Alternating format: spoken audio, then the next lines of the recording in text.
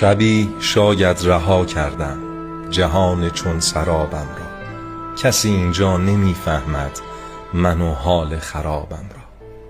شدم مایوس با ظلمی که از اطرافیان دیدم، همانهایی که میدیدند غم پشت نقابم را. چرا سهم من از دنیا عذاب و دل شکستن شد؟